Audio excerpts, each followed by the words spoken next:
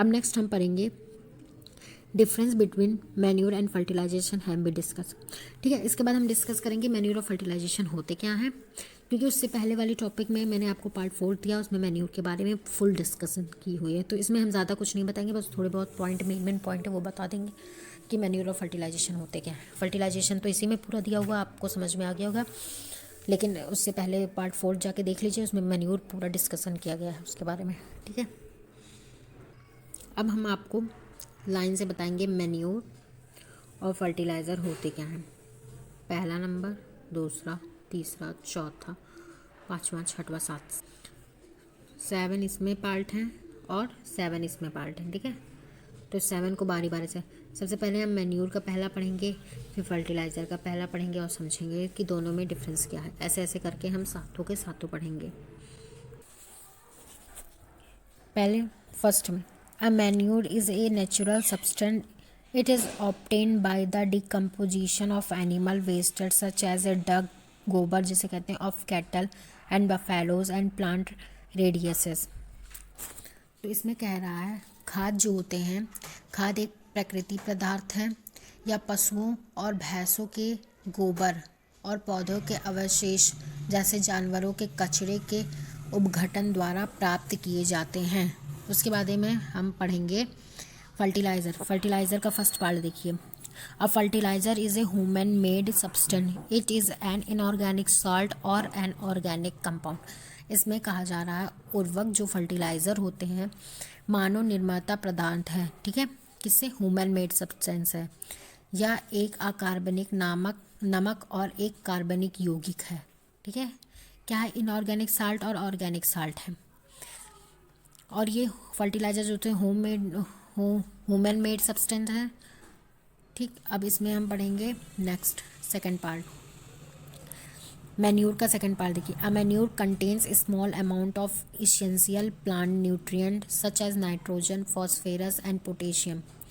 इसमें कह रहा है एक खाद में आवश्यक पौधे की थोड़ी मात्रा होती है, जैसे नाइट्रोजन, फॉस्फोरस और पोटेशियम जैसे पोषक तत्व होते हैं। ये हमने पार्ट 4 में बता दिया था आपको, लेकिन फिर से इसमें बता रहे हैं। उसके बाद आप फर्टिलाइजेशन का सेकंड पॉइंट देखिए, point 2, fertilization are very rich in plant nutrients such as nitrogen, phosphorus and potassium. इसमें बता रहा है उर्वरक जो है नाइट्रोजन, फॉस्फोरस और पोटेशियम जैसे पौधे के पोषक तत्व से भरपूर है। ठीक है, पौधे में क्या मिलते हैं, न्यूट्रिशन, फॉस्फोरस एंड पोटेशियम। उसके बाद third, a manure added a great amount of organic metal in the form of human in soil. इसमें कह रहा है कि एक खाद मिट्टी जो है वो रूप में बड़ी मात्रा कार्बनिक पदार्थ जुड़ती है। ठीक है, third, a fertilization does not add human to a soil. Fertilizer जो होते हैं एक उर्वरक मिट्टी में कोई ह्यूमन नहीं जोड़ते हैं। ठीक है, मिट्टी में। थर्ड में देखिए क्या लिखा, fertilizer does not add any humus to a soil, मतलब है कि एक उर्वरक मिट्टी में कोई ह्यूमस नहीं जोड़ते हैं। चौथे नंबर पे मैन्योर का चौथा नंबर देख रहे हैं, nutrients present in the manure absorbed slowly by the crop plant since manure is not soluble in water, nutrient exit locked inside the organic compound of humans। इसमें कह रहा है खाद में मौजूद पोषक तत्व फसल पौधों द्वारा धीरे धीरे अवशेषित होते हैं, क्योंकि खाद पानी में घुलनशील नहीं है। ठीक है, इसमें लिखा है कि जो क्रॉप प्लांट है minerals is not soluble in water, खाद पानी में घुलनशील नहीं है। खाद मिट्टी पानी में घुलती है कभी नहीं ना, नीचे जाके बैठ जाती, वही दिया हुआ है। पोषक तत्व ह्यूमस, पोषक तत्व जो इसमें पाया जाता है, ह्यूमस जो पाया जाता है वो कार्बनिक यौगिक है के अंदर बंद होती हैं। कब बंद होती हैं, इनसाइड, किसके inside, organic compound of humus. Fertilization का फोर्थ पार्ट देखिए, being soluble in water a fertilisation is readily absorb by crop plant. इसमें कहना है पानी में घुलनशील होने के कारण एक उर्वरक फसल पौधे द्वारा आसानी से अवशेषित हो जाता है। ठीक है, फर्टिलाइजेशन में वाटर आसानी से मिक्स हो जाते हैं, सॉल्युबल हो जाते हैं। एंड 5वें नंबर पे देखिए, A manure is not a nutrient specific and it's trend to remove the general deficiency from the soil. इसमें कह रहा है एक खाद पोषक तत्व विशिष्ट नहीं होते हैं और यह मिट्टी से समान कमी को दूर करते हैं. एंड फिफ्थ नंबर देखिए fertilizer. A fertilizer is nutrient specific. It can especially provide nutrients such as nitrogen, phosphorus, potassium to the soil according to the need. इसमें क्या कह रहा है कि एक उर्वरक मतलब फर्टिलाइजर पोषक तत्व जो है विशिष्ट होते हैं या विशेष रूप से आवश्यकता के अनुसार मिट्टी को नाइट्रोजन, फास्फोरस और पोटेशियम जैसे पोषक तत्व प्रदान करते हैं. 6 number. A manure voluminous and bulky, so it is a inconvenient to store, transport, handle and apply to the crop. इसमें क्या कह रहा है कि एक खाद पोषक तत्व विशेष नहीं होते हैं और यह मिट्टी के समान कमी को दूर करते हैं. ठीक है. इसमें कह रहा है 6 नंबर. एक खाद भारी और भारी होते हैं, इसीलिए फसल में भंडारण, परिवहन, संभालना और लागू करना मेरे लिए असुविधाजनक है, हैंडल करना. उसके बाद a fertilisation is compact and concentrated it so it is easy to store, transport and apply. दो फर्टिलाइज़र जो होते हैं वो कंपोजिट होते हैं एंड केंद्रित होते हैं, इसीलिए फसल को स्टोर करना, परिवहन और लागू करना आसान होता है. ठीक है.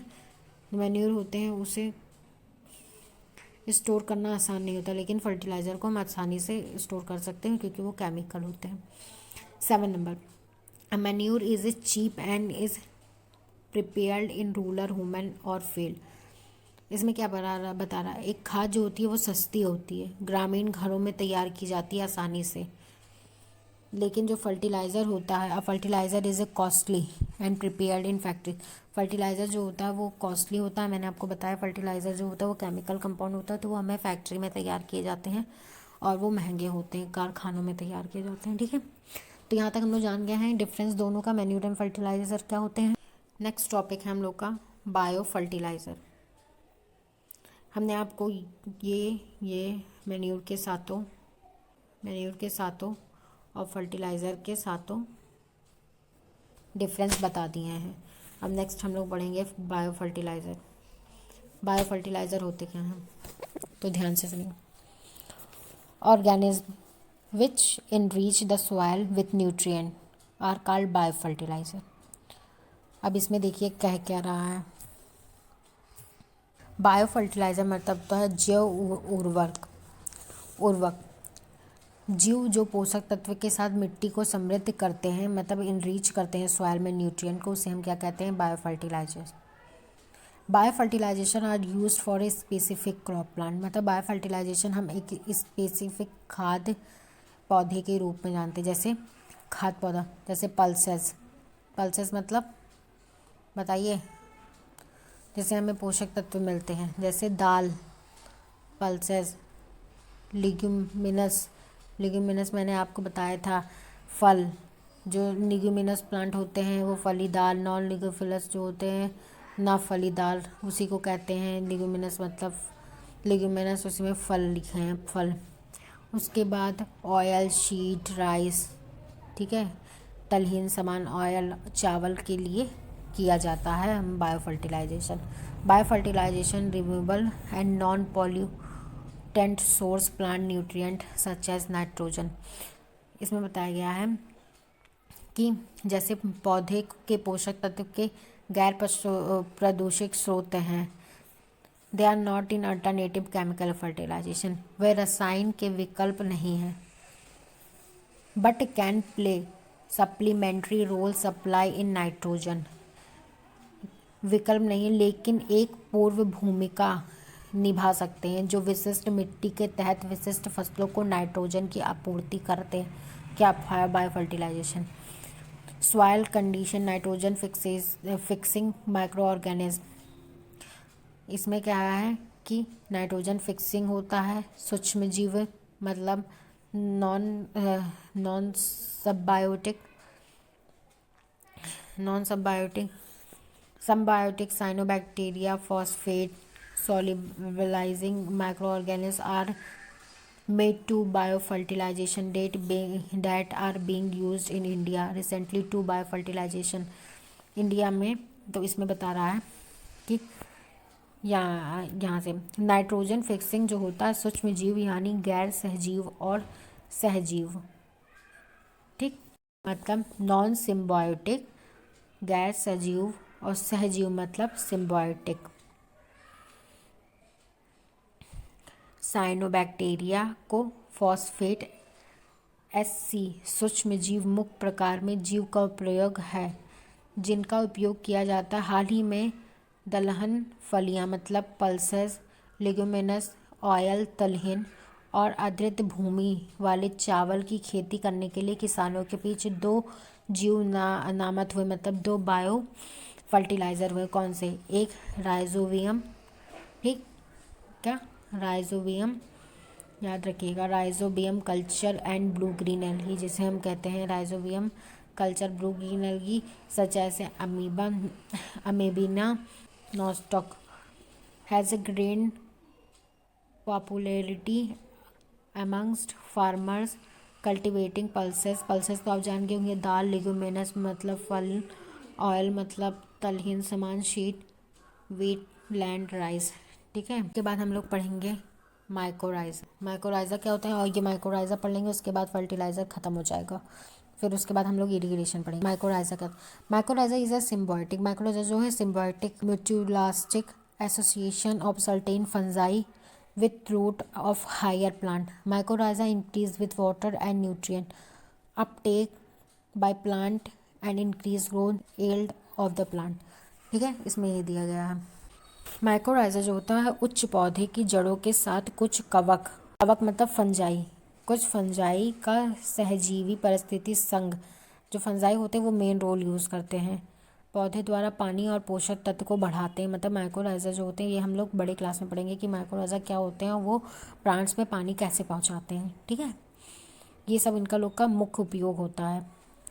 माइकोराइज़ा पौधे द्वारा पानी और पोषक तत्व को बढ़ाता है और पौधे की वृद्धि शक्ति, उपजाऊ की वृद्धि करता है, ठीक है। क्योंकि कुछ फंजाई बहुत अच्छे होते हैं, हेल्पफुल होते हैं, ये हम लोग आगे पढ़ेंगे। लेकिन आपके बुक में बस इतना ही दिया हुआ तो हम आपको इतना ही बताएंगे, वरना ज़्यादा वीडियो लेंथी हो जाए। उसके बाद फ्रेंड्स फर्टिलाइज़र के बारे में पूरा जान लिया है, समझ लिया है। तो आज हम लोग ने फर्टिलाइज़र के बारे में पूरा जान लिया, समझ लिया। इसके फर्स्ट वीडियो में हम लोग मैन्योर और फर्टिलाइज़र के बारे में, मैन्योर के बारे में पूरा समझा था क्या होता है, ठीक है। और आज हम लोग ने फर्टिलाइज़र के बारे में पूरा जान लिया। अब हम लोग एक रिव्यू लेंगे फर्टिलाइज़र में हमने क्या क्या पढ़ा।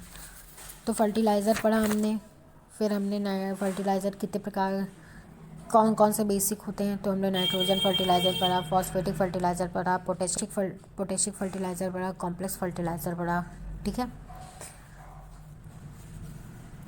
फिर हमने पढ़ा किया कि मैन्योर और फर्टिलाइज़र क्या होते हैं, ठीक है। इसमें सातों पढ़े, इंग्लिश हिंदी दोनों में। फिर हम लोगों ने पढ़ा कि बायो फर्टिलाइज़र क्या होते हैं। फिर हमने पढ़ा कि माइकोराइज़ा क्या होते हैं, ठीक है। 6 इतना हम लोगों ने पढ़ लिया। अब हम लोग नेक्स्ट वीडियो में आपको नेक्स्ट टॉपिक लाएंगे, उसका नाम है इरिगेशन, ठीक। और इस चैनल को सब्सक्राइब नहीं किया तुरंत कर दें, क्योंकि अगली नोटिफिकेशन